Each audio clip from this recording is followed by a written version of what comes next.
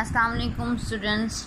Today we will talk about consonants. Okay, so first of all, what are vowels? Right here, vowels. Vowels: a, e, o, and a. Okay, these are vowels. Now find out the vowels. Is this a vowel? Yes. Cross the vowel. Vowel, yes. Cross the vowel. Find out. Yes. Cross the vowel. Yes. Cross the vowel. And this one, cross the vowel. How many vowels? 1, 2, 3, 4 and 5.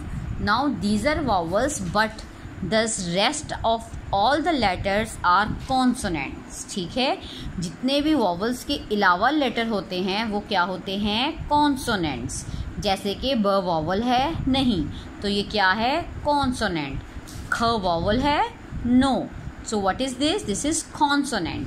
ड vowel है नहीं, तो ये क्या है? consonant.